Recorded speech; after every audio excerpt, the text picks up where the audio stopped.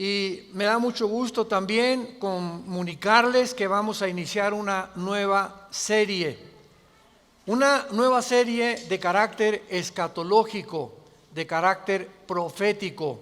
Cuando hablamos de escatología, logos, conocimiento, escato, las cosas del más allá o las cosas del final de los tiempos. Entonces la escatología es la rama de la teología que trata con las cosas de los últimos tiempos, o sea, las profecías de los últimos tiempos. Y así vamos a titular esta serie, Conociendo el fin de los tiempos. No cabe duda, damas y caballeros y santos de Dios, que estamos rodeados hoy, más que nunca, de un sinnúmero de eventos políticos, filosóficos, climatológicos, religiosos, amenazadores. En el mundo siempre ha habido guerras, en el mundo siempre ha habido depravación sexual, degradación moral, siempre ha habido revoluciones, golpes de Estado, etcétera, etcétera. Pero nunca todas estas situaciones o eventos habían convergido como en el momento en que nos encontramos actualmente. Si hiciéramos un breve panorama geopolítico alrededor del mundo, nos damos cuenta, ¿verdad?, que de México hasta abajo, hasta la Patagonia, están las naciones latinoamericanas e iberoamericanas ardiendo. Por todos lados protestas, en Hong Kong protestas, en Irak protestas contra el gobierno. Es en Estados Unidos un clima que se está viviendo de demasiada tensión, donde quieren destituir a un presidente, etcétera, etcétera. El Medio Oriente ni se diga, continúa con el conflicto aumentando acerca de quién controla el petróleo, quién controla el Golfo Pérsico. Estados Unidos abandona a los kurdos, que es el grupo étnico entre Siria y Turquía, que defendieron a Estados Unidos durante la guerra del Golfo Pérsico. Y vemos un mare magnum en el mundo donde volteamos y estamos preguntándonos, en medio de tantas cosas, ¿quiénes son los buenos y quiénes son los malos? ¿Quién tiene la razón de todo lo que oímos en los periódicos, en la televisión? Unos dicen una cosa, golpe de Estado, no fue golpe de Estado, revolución, no fue revolución, los kurdos esto, Estados Unidos por acá, y estamos en medio de un mundo verdaderamente confundido. Sin embargo, la Biblia nos muestra que nosotros no debemos vivir en confusión. Ya cuando un cristiano dice, no sé quién tiene la razón, o creo yo porque los medios de comunicación, recuerden algo, ¿verdad? Los medios de comunicación, televisiones, radios, etcétera, etcétera, muchas veces tergiversan, las noticias de tal manera que llegan a manipularnos y hacernos creer lo que ellos creen. Entonces, dependiendo quién está detrás de los medios de comunicación, qué ideologías o qué filosofías o quiénes son los dueños de CNN o de BBC News o de Fox News, etcétera, etcétera, o en México, dependiendo quién se encuentra detrás, es la clase de mensaje que envían. Y cuando nosotros oímos en Fox News una cosa que contradice CNN otra cosa, y otros periódicos de México dicen una cosa, y otro periódico dice otra cosa, llegamos a preguntarnos, ¿quién dice la verdad? ¿No es verdad? Realmente, ¿quién dice la verdad? ¿En qué mundo nos encontramos? Realmente, ¿cómo podemos nosotros afianzarnos? Es como si estuviéramos en un barco que se está hundiendo y nos hemos echado fuera de la borda, como cuando el Titanic en 1910-12 se estaba hundiendo. Nos aventamos al mar y nos agarramos de un salvavidas. Y ahorita así está el mundo. Estamos tratando de buscar un salvavidas, algo que nos dé seguridad, algo que ya no produzca tanta tensión en nuestras vidas, tanta angustia, porque el mundo vive angustiado. Hay demasiada ansiedad. La enfermedad número 1 que la Clínica Mayo en Rochester y el Hospital Hopkins en Estados Unidos, que son las 2 clínicas médicas más respetadas que hay en el mundo en cuanto a evaluaciones y a sugerencias médicas, coincidieron hace algunos años en que el factor común denominador o la causa número 1, escúcheme con mucho cuidado, este es un dato que viene de clínicas médicas, no cristianas. La causa número 1 de las enfermedades mentales y físicas del ser humano en el siglo XXI es el estrés. El estrés es un estado de angustia, un estado de tensión, de ansiedad interna que no te deja vivir y que te hace que estés enojado contra el gobierno, enojado con tu papá, con tus hijos, etcétera, etcétera. Ves a toda la gente con recelo, no confías de nadie, te vuelves amargado, te vuelves amargada, y es el estado interno al que el ser humano está llegando porque hay demasiados conflictos en el mundo, demasiadas noticias. Estamos oyendo con el iPhone qué pasó en Irak, qué pasó en el Medio Oriente, qué pasó por acá, mis amigos, mis amigas, y llega un momento en que el ser humano ya no tiene paz. Ayer en el Congreso de Pastores que tuvimos en México, llegaron una familia a consultarme. Él es pastor, su esposa lo acompaña hace mucho tiempo, y me dice: Armando, quiero decirte una cosa. Tenemos un programa de televisión en Sudamérica y un programa de radio. Y el otro día estaba radiando unas noticias, me dice la esposa, y ¿sabes una cosa? Que de repente se me olvidó todo. Entré en un estado de amnesia en el que ya no sabía ni quién era yo. Algo me pasó en las neuronas de mi cerebro que se me fueron todas las ideas. Y duré como 1 o 2 días. Mi esposo asustadísimo, ¿qué me habrá pasado? No fue un golpe, no tuve un trauma, y se me fueron todas las ideas. Inmediatamente le contesté y le dije: eres una mujer demasiado estresada. Y hay una autora inglesa que les recomiendo, ahorita mi esposa está devorando todos sus libros, que se llama Carolina Leaf, L-E-A-F, Leaf. Esta autora inglesa es neuróloga, pero es cristiana, y está haciendo los últimos descubrimientos del cerebro, de las neuronas, de la manera como afecta el estrés. Y en ese momento, cuando tú estás demasiado estresado y tienes demasiadas presiones, y los niños, y el esposo, y el falta de trabajo, y el buen fin, o lo que tú quieras mencionar, algo le pasa. Las neuronas son interconexiones eléctricas que tenemos, pero millones de células dentro del cerebro, y un solo alambrito por la presión mental, por falta de vacaciones o de que no aprendes a relajar tu mente, etcétera, etcétera, provoca amnesia, provoca enfermedades mentales y puedes llegar inclusive a la locura. Esto es impresionante, porque es como un árbol lo que tenemos aquí adentro. Y ella está descubriendo que cuando tienes pensamientos negativos, las neuronas se unen más rápido. Esto es increíble porque así nos diseñó Dios. Y cuando tenemos pensamientos negativos, las neuronas comienzan a tratar de desconectarse y vienen zonas negras en el cerebro que te impiden pensar coherente y lógicamente. Qué interesante que Filipenses 4:8 diga en la Biblia En esto pensad: todo lo que es bueno, todo lo que es justo, todo lo que es buen hombre, ocupa tu mente pensando cosas positivas. Porque la gente que está continuamente pensando el mal, o qué mal hacer, o estar negando a Dios en su mente, algo afecta las neuronas del cerebro científicamente. Y cuando venimos a la Biblia nos damos cuenta, ¿verdad?, que se están derrumbando todas las ideologías.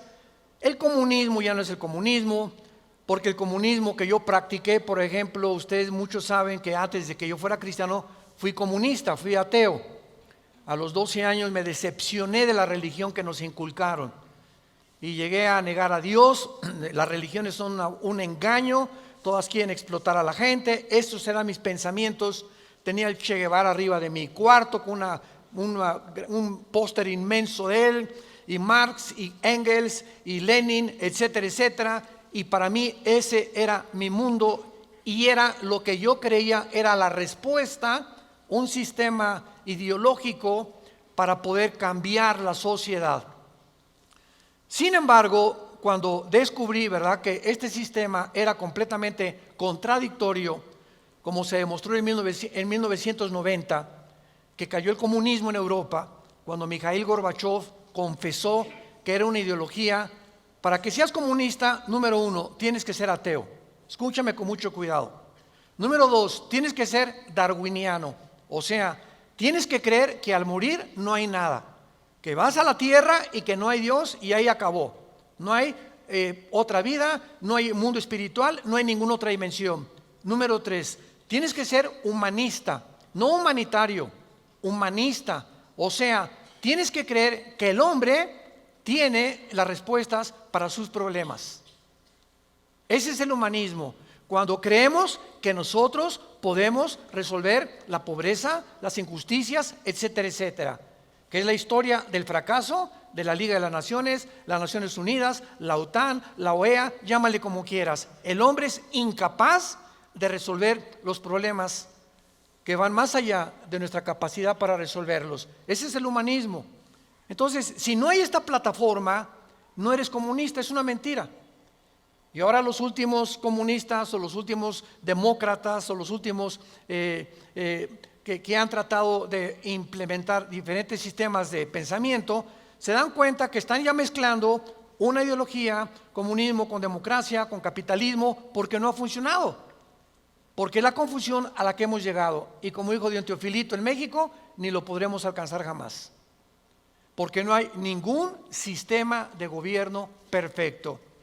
Decía Winston Churchill, entre los sistemas de gobierno, el mejorcito es la democracia, pero no es perfecta tampoco.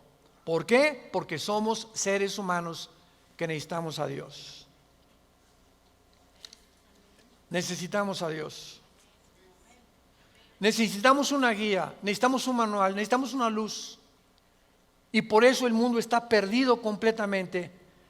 Me decía el otro día un piloto que es vecino de la casa de ustedes donde vivimos, de American Airlines, me decía: Armando, le digo, oye, cuando tú vas en el avión allá a 10,000 metros, 10 kilómetros arriba de la superficie de la tierra, 33,000 pies, 35,000 pies, ¿cómo le haces para saber si no vas para acá o no vas para acá, o vas subiendo o vas bajando? Porque la cabina del piloto es pues muy poquita, nada más ve lo que está enfrente. Me dice: Armando, sería imposible que nosotros piloteáramos sin instrumentos. Los instrumentos nos muestran claramente la dirección que vamos a llevar, a qué altura estamos, etcétera, etcétera. Sin instrumentos, un capitán de un barco en medio del océano no sabría cuál es el norte, el sur o a dónde irse si no tuviera una brújula. Y así nosotros no sabemos a dónde ir si no tenemos instrumentos, si no tenemos un mapa que nos ha dejado Dios, que se llama las Sagradas Escrituras. Y haríamos bien en estar atentos a este libro como una antorcha que alumbra en lugar oscuro, hasta que el lucero de la mañana salga en nuestros corazones.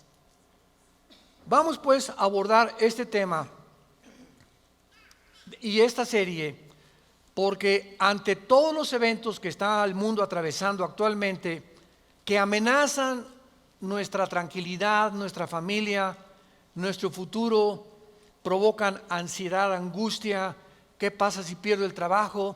¿Qué pasa si el peso pierde más valor ante el dólar? Si cae el petróleo, si viene un gobierno en México, o si viene una guerra nuclear. Todas estas cosas producen ansiedad, producen incertidumbre, producen intranquilidad. Y Dios no quiere que vivamos así. Dios quiere que en medio de este mundo tengamos una esperanza, tengamos una seguridad de que las cosas van a mejorar, que lo mejor de nosotros está por delante, y que aunque el mundo sea cubierto de tinieblas, en nosotros debe haber luz, porque somos la familia de Dios, que dio a su Hijo en una cruz hace 2000 años para que pudiéramos comprender el mensaje del Evangelio, de las buenas noticias de la gracia de Dios en su Hijo Jesucristo. Podemos saber exactamente, y este es el tema que vamos a abordar en toda esta serie, podemos en la Biblia encontrar datos, información que nos digan en qué tiempo de la historia nos encontramos. ¿Podríamos realmente decir con seguridad nos encontramos a 10 años de que Cristo venga, o a 5 años de que Cristo venga, o nos encontramos al borde de un caos nuclear, o estamos en la orillita de la autodestrucción del ser humano? Esta información se encuentra en este libro, porque cuando comienzas a escudriñar este libro y nos comenzamos a ver que Dios nos comienza a despejar incógnitas y los velos negros que nos impiden ver hacia adelante comienzan a ser quitados por la luz del Espíritu de Dios, comenzamos a caminar con confianza en la vida. Si yo estoy en una cueva oscura, yo no sé si dar un paso por acá porque no veo, está tan oscuro que a lo mejor está ahí un murciélago o una roca o algo. Pero si alguien me da una lámpara, ¿qué hace la lámpara? Inmediatamente me alumbra 4, 5, 10 metros hacia adelante. Y con esa lámpara puedo caminar con confianza porque voy viendo dónde voy pisando. ¿Correcto? Bueno, así es exactamente en el mundo espiritual. El mundo ahorita no tiene lámpara, están así. ¿Será melón? ¿Será sandía? ¿Será ya sabes quién? Por aquí, por allá, y para dónde. Esto, tendrá razón ellos, tendrá razón estos, tendrá razón este gobernante, por acá, y así está el mundo.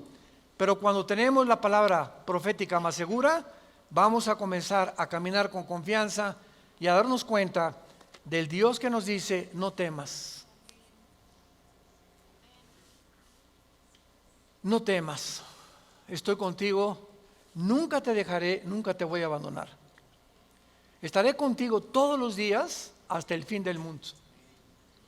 Y aunque se cierren los cielos aparentemente y la oscuridad, la tierra esté cubierta de ella, mientras más oscuro, las estrellas se ven mejor. Mientras más oscuro, vamos a tener más luz, porque vamos a poder brillar en medio de las tinieblas. Claro que la Biblia nos va a revelar todos estos sucesos y calamidades antes de que sucedan, para que cuando sucedan corroboremos, comprobemos, confirmemos que Jesús tuvo realmente la razón y que Él es el Hijo de Dios. Y esto es lo que nos da la fortaleza, las convicciones, porque lo que más se necesita ahorita en el mundo es seres humanos con convicciones profundas en sus vidas, con mucha integridad para vivir. Y cuando tú eres una persona de una sola pieza, como dijo Pablo, yo sé en quién he creído, ya no te engaña la gente, ya no te engañan las películas, no te engaña la televisión, no te engañan las noticias, porque tu fe está bajo una roca, estás parado en un fundamento inconmovible, y este fundamento es la palabra de Dios. Vayamos a ver algunos pasajes en primer lugar en el capítulo 46 del libro de Isaías. Si no traes la Biblia, por eso estás así. Con razón. En Isaías capítulo 46, versículo del 9 al 10, veamos algunas respuestas anticipadas que este profeta hace 2700 años escribió. Isaías 46, versículo 9 y versículo 10.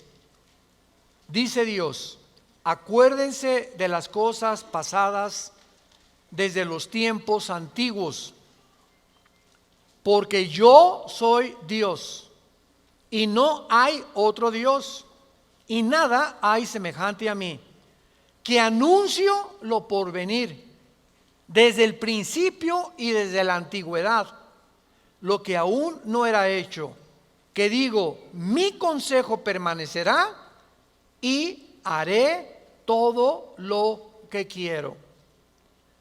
En este pasaje Dios claramente nos muestra que Él va a demostrar, el Dios de la Biblia, que Él es Dios, y que todos los demás dioses, ¿verdad?, no son realmente más que ídolos. Y aunque detrás de todo esto hay criaturas espirituales que se le llama dioses en la Biblia, Él es el Elohim de los Elohim, Él es el Dios de los dioses, Él es el rey de todos los demás súbditos que ocupan el universo, y que Él nos va a anunciar lo que va a venir para que sepamos algo. Lo que Dios dice va a permanecer, y va a hacer todo lo que Él ha dicho que va a hacer en la Biblia.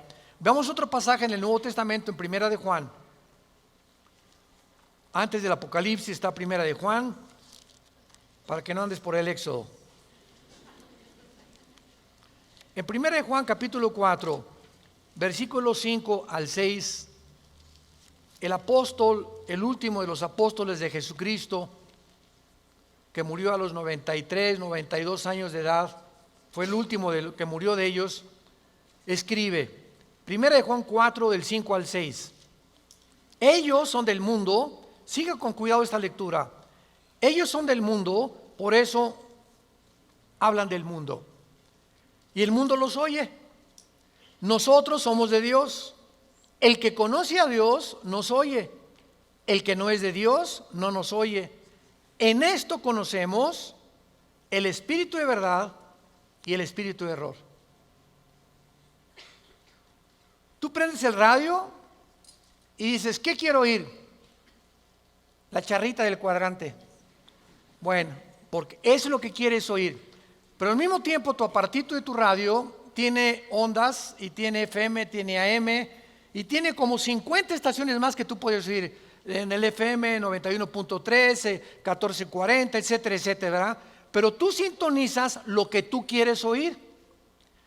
El mundo espiritual que nos rodea, ahorita aquí cerca de nosotros, todas estas ondas radiales y de video y de televisión están pasando junto a nosotros, pero ese aparatito las capta, son invisibles, y el hecho que no las veamos no implica que no existen, porque aquí están junto a nosotros, pero ese aparatito lo prendo y capta esa onda que yo quiero, o hay otra banda más chica, o hay otra más grande, pero capta, repito, la estación que tú quieres bajar del mundo invisible. Y así pasa en el mundo espiritual. ¿A quién quieres oír? ¿A Buda? ¿A Marx? ¿A Che Guevara? ¿A Lenin? ¿A los brujos? ¿A los astrólogos? ¿A quién estás sintonizando en tu mente? Ellos son del mundo. Si tú eres del mundo, vas a oír a los líderes del mundo, a los religiosos, a los brujos, a los que te han prometido que tienen alguna verdad. Y por eso tu vida está como está. Pero si tú quieres sintonizar la frecuencia de Cristo, entona a Cristo en la Biblia. Entonces, por la forma y a quienes oímos, podemos confirmar si somos o no somos hijos de Dios. El que es de Dios, oye a Jesús. Mis ovejas, Juan 10, oyen mi voz y me siguen, y yo les doy la vida eterna. Y no oirán la voz del falso pastor. Y aquí se trata de tu destino eterno, de tu familia, de tu matrimonio, de tus hijos. Tienes que aprender a discernir la voz de Jesús.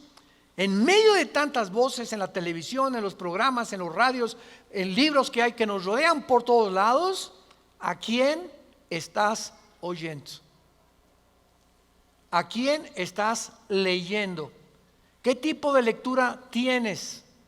¿Qué tipo de actividades tienes para saber si tú eres y tienes el espíritu de verdad o tienes el espíritu de error? Muy bien. En la Biblia tenemos tres principales fuentes de información de las profecías bíblicas. Esto es bien importante. Hay tres fuentes de información en la Biblia que vamos rápidamente a verlas, que nos muestran la fase final de la historia humana en tres pasajes de la Biblia y que nos vienen realmente a confirmar en qué época nos encontramos. Estas tres son, en primer lugar, el sermón del monte de Jesús, que se encuentra en Mateo 24, Marcos 13 y Lucas 21. ¿Cuál es el sermón del monte? Cuando los discípulos se acercaron a Jesús, dinos, ¿cuándo será la señal del fin del mundo? ¿Cuándo serán estas cosas y cuándo será la señal de que tú vas a regresar?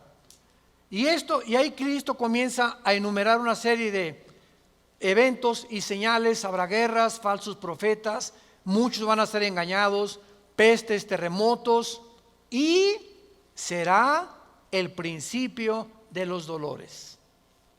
La segunda fuente de información se encuentra en Primera de Tesalonicenses, capítulo 4, del 3 al capítulo 5, versículo 4. Esta revelación la compartió el apóstol Pablo de los últimos tiempos. Y la tercera revelación acerca de los últimos tiempos la encontramos en el libro del Apocalipsis, del capítulo 5 al capítulo 19. En estos capítulos se encuentra claramente todo lo que la planeta Tierra y la humanidad va a atravesar. Ahora, muy bien, cuando estudiamos estos pasajes, podemos concluir que efectivamente vendrán tiempos difíciles al mundo, sorpresivos y amenazadores, que es de lo que hemos estado hablando en los últimos 10-15 minutos.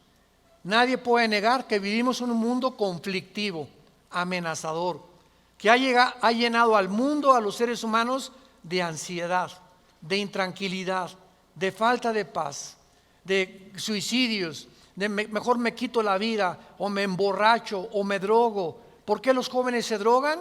Pues porque es una forma de evadir la realidad. La realidad para muchos jóvenes es tan negro y tan negro lo que se ve en el mundo, que ya no quieren o no creen que pueden atravesar esa cortina oscura, no creen que hay una luz detrás, y se enfrentan a un mundo que parece que se los está comiendo, tragando, y prefieren salir de este mundo. Los que se drogan, ¿por qué se drogan? Los que se emborrachan, ¿por qué se emborrachan? Porque la realidad es tan cruda que no la quieren enfrentar en sus 5 sentidos. Entonces, detrás de cada persona drogadicta, alcohólica, etcétera, etcétera, se encuentra un conflicto interno espiritual. Porque como en el área forense, cuando tú estudias, yo recuerdo que hubo una época en mi vida que comencé a estudiar criminología, dactiloscopía y balística. Quería ser detective, imagínense. Siempre me ha gustado la investigación. Y me dio unos meses por meterme y compré libros, etcétera, etcétera. Y siempre cuando en esa área te involucras, los detectives o los investigadores siempre están buscando el motivo por el cual alguien le quitó la vida a la otra persona. Porque siempre hay un motivo del que cometió fraude, el motivo de por qué mató a su mamá, el motivo por qué abandonó a su esposa. Siempre detrás de cada acción hay un motivo. Y cuando descubrimos el motivo, nos ayuda a poder tener una pieza del rompecabezas más clara para poder averiguar o decidir quién fue el asesino o quién fue el ladrón o quién se encuentra detrás de eso. Y cuando nosotros vemos esto, ¿verdad?, que el motivo por el cual la gente hace lo que hace en el mundo, nos damos cuenta que el mundo está espiritualmente muriéndose. Y nosotros tenemos la medicina. Qué triste que tengas compañeros en tu escuela que estén tan confundidos, que no les has hablado jamás de Cristo, que tengas amigos que haces negocios con ellos, que tengas un taller de carpintería, de plomería, o eres mecánico o abogado en tu bufete o un médico, y la gente a tu alrededor, vemos a la gente, caras vemos y están llorando por dentro, están deshechos por dentro. Que si esa hermanita, la enfermera que diga, ay hermanita doctora, ¿cómo está? Muy buenos días, ¿verdad? Y te encierras con ella y te pones enfrente de ella, te puede olvidar se quitan esa máscara que están usando y caen en una expresión de llanto, de angustia, que están escondiendo, poniéndose una máscara de aparente felicidad. Y así las personas que tú ves, no es cierto que son lo que estás viendo. Detrás de cada persona se encuentra un drama. Se encuentran problemas más allá de lo que podemos imaginarnos. Así que nosotros tenemos la respuesta y la medicina. ¿Qué estamos haciendo con ella? Y vamos a dar cuentas en la otra vida de todas las cosas que nunca cumplimos en la palabra de Dios al compartir el mensaje de Jesucristo.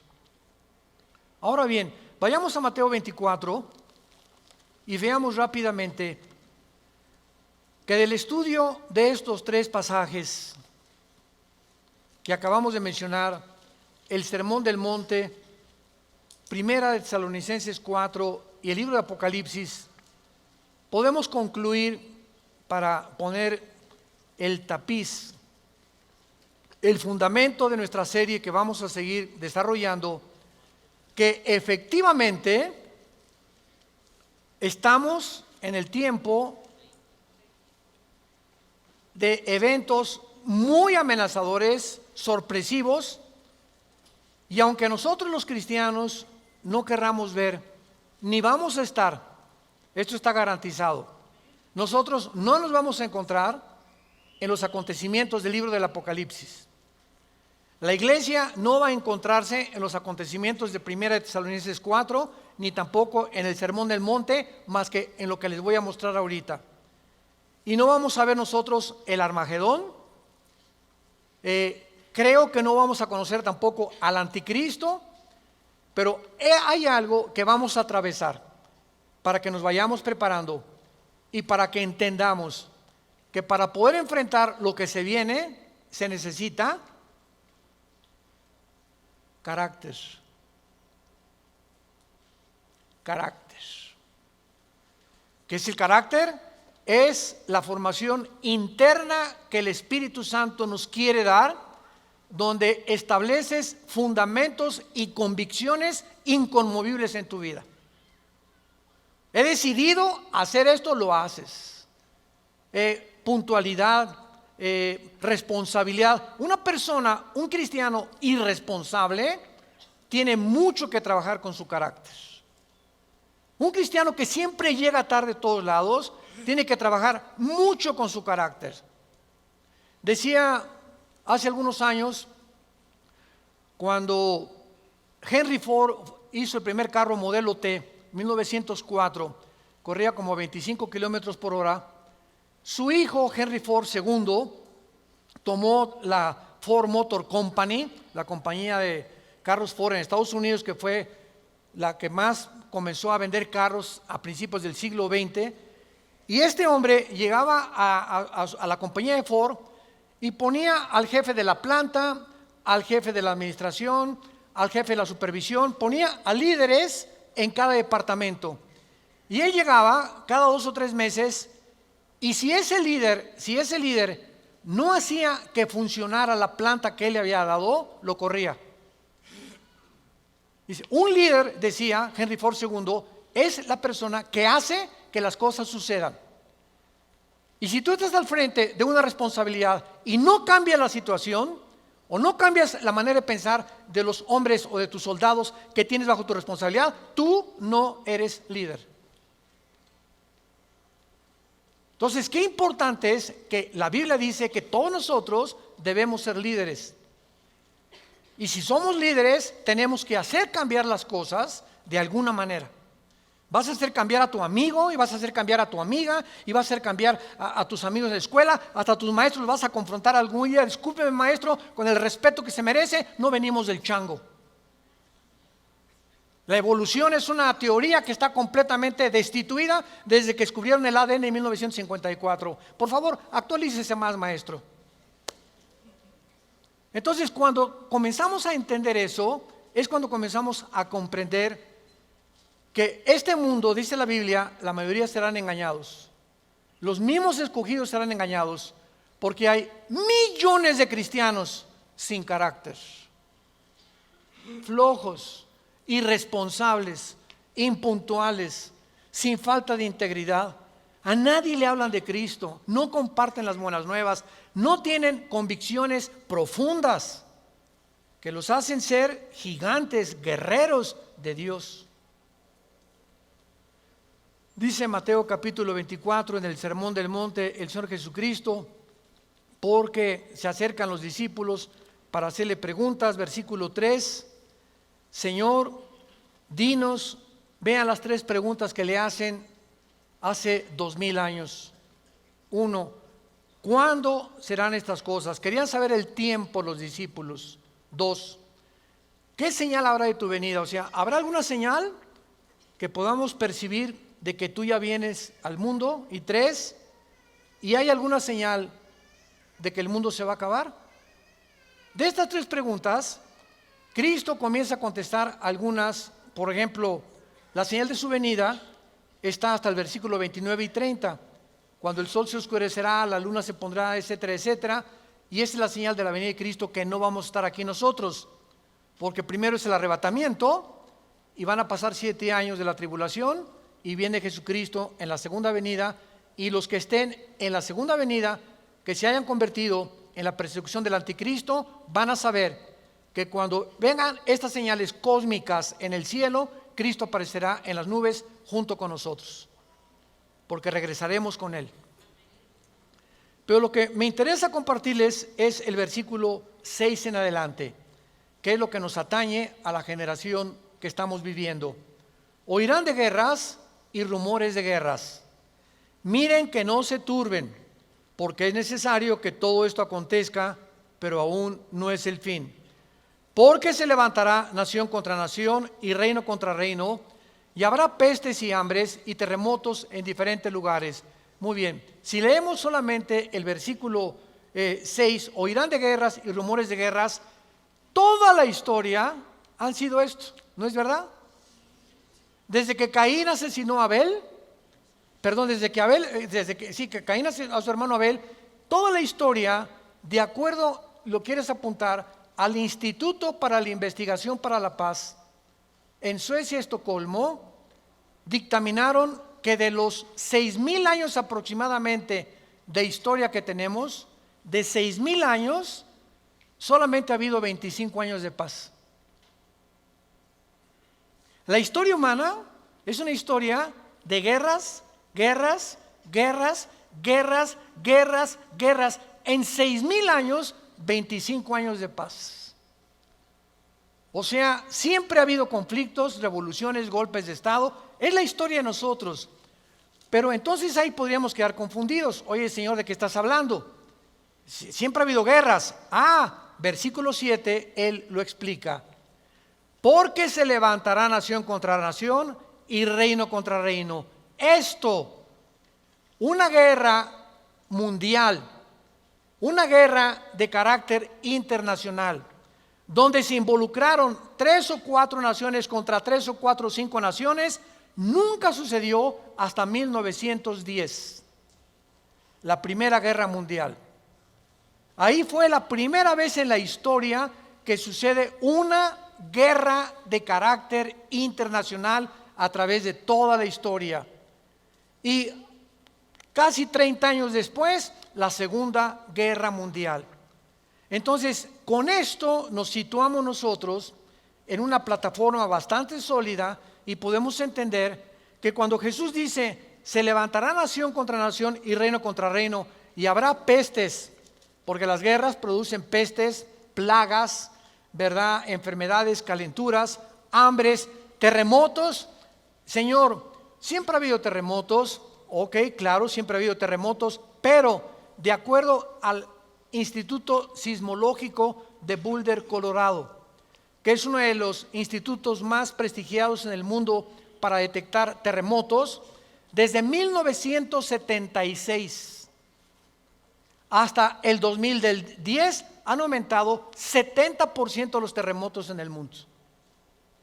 70% han aumentado. Eso es lo que Cristo está diciendo, que iban a aumentar cada vez más los terremotos, etcétera, etcétera. Versículo 8. Y todo esto, aquí es donde nos encontramos ahorita. Nos encontramos en el principio de los dolores. Nos encontramos en un mundo donde el matrimonio ya está dejando de existir. En un mundo donde el ser humano está contagiado e infectado filosófica, religiosa, política, económicamente. Unos voltean por acá, ¿dónde estará la solución? Voltean a sus ídolos, otros consultan muertos, otros consultan espíritus, otros etcétera, etcétera. Es impresionante a donde el mundo se encuentra actualmente. Impresionante. Y esto es precisamente lo que Jesucristo nos quería decir para que estemos preparados. Ahora, muy bien, después de estos principios de dolores, nos vamos. Adiós, mundo cruel. Adiós, mi perro Fido. Adiós, adiós, mundo cruel. Ya nunca te veré. Después de este principio de dolores, van a aumentar, imaginémonos, van a aumentar las catástrofes en el mundo y los terremotos y las plagas y las pestes y la confusión, que va a estar el mundo en un estado tan grande de confusión que va a pavimentar el camino para que se levante un hombre en el Medio Oriente que la Biblia le llama la bestia. De todos los animales que el Espíritu Santo buscó, las hienas, los leopardos, los osos, los leones, depredadores, no encontró el Espíritu Santo un nombre, un adjetivo para designar a este hombre, y por eso simplemente la Biblia le llama una bestia, un depredador, cruel, sanguinario, y su otro nombre es el anticristo. Todos los dictadores, síganme con cuidado, de la historia, todos han surgido de un mundo caótico. El caldo de cultivo para producir un dictador es que la situación se encuentre aparentemente sin solución. Corrupción, oscuridad, etcétera, etcétera. Y en medio de esto surgen hombres prometiendo mejorar las cosas. Hitler entró democráticamente. Stalin entró democráticamente. Saddam Hussein entró democráticamente.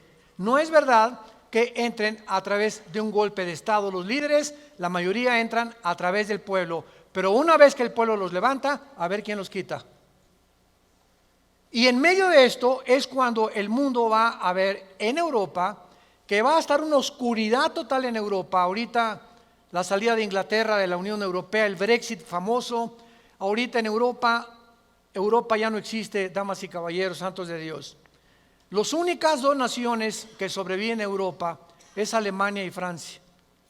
España, Portugal, Grecia e Italia están hundidas económicamente, sin dinero para poder levantarse. Y no hay ninguna esperanza para estas naciones. Había el Fondo Monetario Internacional que lo estaba manejando Alemania, se les acabó el dinero ya. Y Francia está ayudando un poquito a Alemania. Y gracias a Dios que en Alemania la ministra Angela Merkel es cristiana. En todo el mundo es la única líder que sus padres fueron pastores y ella dijo en enero de este año, Europa tiene que regresar a Dios. Entonces, Alemania está sobreviviendo, Inglaterra se está yendo sin los impuestos que le pagan las naciones a la Comunidad Europea o a la Unión Europea. Ya no va a haber forma de sostener una Unión Europea, que era el sueño de los europeos después de la Segunda Guerra Mundial. Y está el campo preparado para que surja el hombre, la bestia, el anticristo, el hijo de perdición, que la Biblia profetiza que se va a levantar y va a traer soluciones al mundo, va a resolver problemas de la pobreza, de la economía, de la política, ideologías, y el mundo se va a asombrar porque este hombre no va a ser un hombre normal. Va a ser un hombre poseído por un principado satánico. Lo hemos visto en otras conferencias en el libro del Apocalipsis, ya no nos da tiempo para eso. Pero va a ser un hombre que va a hacer milagros sobrenaturales.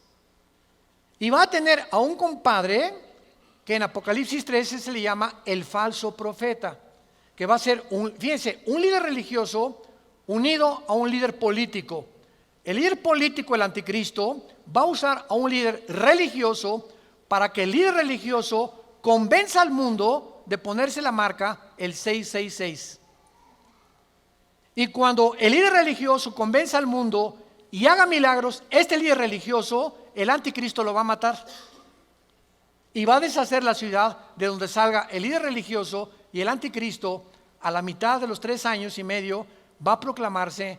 Segunda Tesalonicenses capítulo 2, del 3 al 4, se va a proclamar que Él es Dios.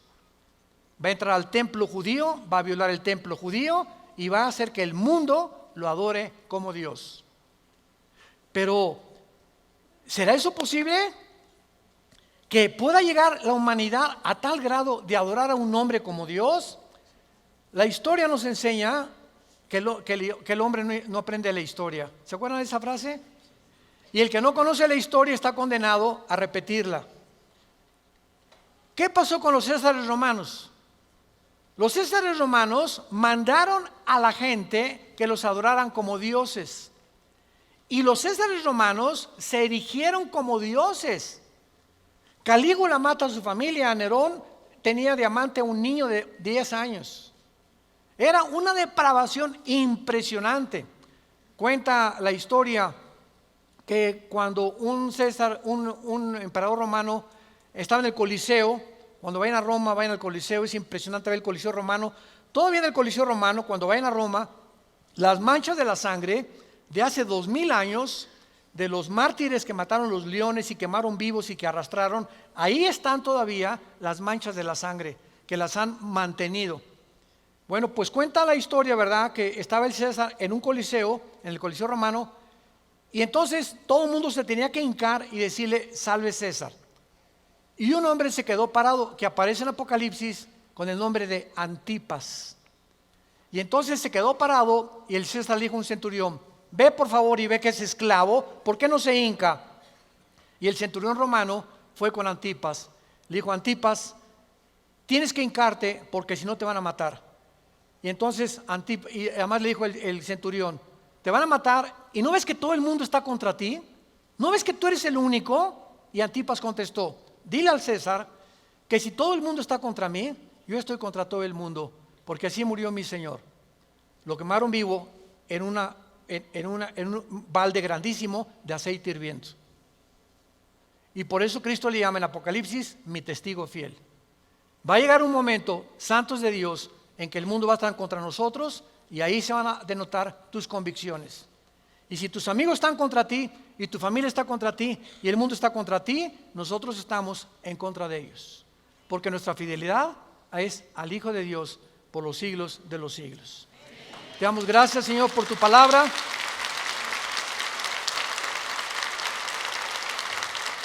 Bendito sea, bendito sea el nombre del Hijo de Dios, que nos ha hecho renacer su Padre para una esperanza viva por medio de su resurrección de entre los muertos, para que tengamos una esperanza que no puede morir en nuestro corazón y permanezcamos fieles a esta esperanza a la que todos hemos sido llamados. Al gran pastor de las ovejas, nuestro Señor Jesús, es nuestra lealtad, es nuestro amor, es nuestro corazón, porque Él fue el que dio su vida en nuestro lugar. A ti, Jesús, te damos gracias por vivir dentro de nosotros y saber que más pronto de lo que nos imaginamos, vienes por tu iglesia. Vienes por aquellos que han sido fieles hasta la muerte, que han mantenido firmes sus convicciones en medio de un mundo confundido, donde estos hijos e hijas tuyas han permanecido inconmovibles en la fe, aferrados a la roca, a la palabra de vida, que es la que nos ha dado la vida eterna. Te damos gracias, Señor, porque sigues llamando al mundo al arrepentimiento, a que se vuelvan a ti. No somos dioses, somos seres humanos, agentes morales, débiles, vulnerables, irresponsables de todas nuestras acciones, pensamientos y palabras. Y daremos cuenta algún día, después de nuestra muerte, de todo lo que hicimos mientras estábamos en este cuerpo que es temporal. Un cuerpo sujeto a la corrupción, pero dentro de nosotros el alma y el espíritu vivirá eternamente. Si tú esta mañana quieres invitar a Cristo y aún no estás seguro de que tienes la vida eterna o segura, dile simplemente estas palabras: Señor, te pido perdón por mis pecados. Creo que en esa cruz pagaste por ellos con tu sangre y que a los 3 días resucitaste de los muertos. Y porque creo que vivo, te pido en este instante, Señor Jesús, que entres a mi vida como mi Señor y mi Salvador. Tendré el poder ahora, de la corta vida que me queda, vivirla para ti, conocerte, adorarte y morir en paz, al saber que mis pecados han sido perdonados y que me has amado hasta la muerte. Oramos en tu nombre, bendito Jesús. Amén. Gracias a Dios por esta palabra maravillosa que Dios nos ha dado, la palabra de Dios.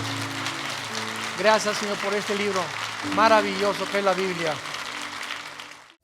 Vida Nueva para el Mundo y Dr. Armando Alducin Ministries presentaron El Poder de la Palabra de Dios.